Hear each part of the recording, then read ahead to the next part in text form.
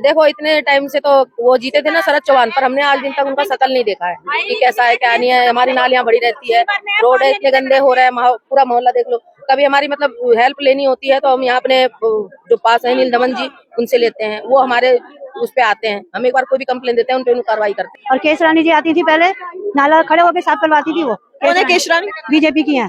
हाँ, क्योंकि नील दमन जी तो ऐसे हैं कि जब से हम इनको देखना चाहे, इनको जिताओ ना जिताओ, पर आते जरूर हैं ये। काम कराते हैं मतलब? हाँ हाँ, जरूर आते हैं, इनको जरूर देखते हैं। कोई भी काम होता है आगे बढ़ जाते हैं, कहीं पे ऑफिस खोल के और काम शुरू कर देते हैं। तो इसलिए हम बीजेपी को चाहते हैं। नमस्कार, आप देख रहे हैं हिंदुस्तान न्यूज जंक्शन और मैं हूं आपके साथ अनिशु मलिक। इस वक्त हम नरेला विधानसभा क्षेत्र के पॉकेट 11 में हैं। यहां से जनता से पूछेंगे कि इस बार वोट को लेकर क्या सोच रहे हैं। दिल्ली में चुनाव होने वाले हैं, महिलाओं को खासकर जो अरविंद केजरीवाल 2100 रुपए देने का वादा कर रहे हैं, लालच में आएंगे या फिर इस बार बदलाव की सोच रहे हैं? इस बार तो पता नहीं, लग रहा है मोदी को ही देंगे हम तो वोट। मोदी को देंगे? तो अरविंद केजरीवाल से नाराज क्यों है दिल्ली? ये तो पता ही नहीं है, लेकिन क्या करती कोई पार्टी नहीं है। नाली का ऐसी है, सड़क भी ऐसी रहती है, राशन में भी 5 ही किलो राशन एक जनी को मिलता है। अब एक जनी 5 किलो राशन कितना महीना खाएगा? परिवार में कितने आदमी? हाँ, एक जनी को 5 किलो ही मिलता है। आप बताइए, आप 5 किलो राशन 30 दिन में खा लेंगे? राशन में भी यही हाल है, सड़क में भी यही हाल है। लेकिन जो काम पार्षद और विधायक का है वो काम कौन करता तो यही चीज है ना जी, हमें ये नहीं पता कि किसका काम कौन सा है। हम तो भाई जिनको जानते हैं हम उनके पास जाते हैं, फिर बंदा कहता है कि ये काम हमारे अंडर में नहीं है, हमारे अंडर में नहीं है।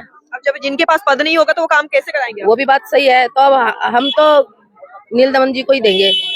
अच्छा, अगर टिकट मिलता है तो? क्योंकि अभी तो टिकट की बहुत। हाँ, मतलब कोई भी उठे हम बीजेपी को ही देंगे। अच्छा, मतलब किसी को भी टिकट मिले बीजेपी पार्टी को वोट? जी जी। अच्छा, अरविंद केजरीवाल जो फ्री की चीजें कह रहे हैं, अब महिलाओं को बसों में फ्री में घुमाते हैं, 2100 रुपए देंगे, बिजली पानी की बातें हैं, इसका प्रभाव नहीं पड़ेगा?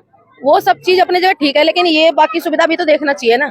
बाकी सुविधा पे भी तो गौर करना चाहिए ना, जो ज्यादा जरूरी है उस पे गौर करना चाहिए। कुछ महिलाएं कह रही है 2100 रुपए मिलेंगे तो हम तो 2100 मान लो 2100 दे देंगे, वो हम कितने दिन खा लेंगे? जो हम ये बीमारी से जूझ रहे हैं, ये नालों से बीमार पड़ रहे हैं, ये सब चीज तो उससे कहीं ज्यादा लग जाएगा ना हमारे लिए। अब बसों में कौन सा हम रोज सफर करते हैं? महिलाओं के लिए दिया है, जेंट्स के लिए दे।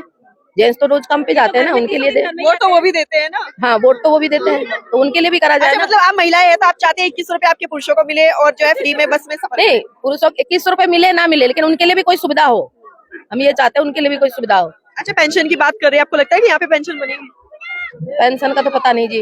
अभी तो कितने बुजुर्गों के 60 साल के हो गए, उनका कोई कार्रवाई नहीं हुई है, कह रहा अभी पेंशन चालू नहीं है आगे से।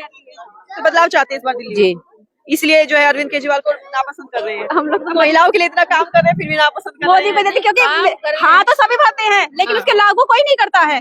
तो मोदी कैसे लागू करेंगे? आप मोदी पे हमें नहीं देंगे तो कोई और भी संख्या तो करेंगे। हमें पैसा नहीं देंगे, लेकिन सुविधा तो कोई देंगे ही देंगे। ऐसा है ना, एक बार बदल के देखना चाहते हैं कि कौन क्या करता है। मतलब 10 साल बहुत देख लिया, आगे बदलाव चाहते आप हैं। क्या कहेंगे अम्मा?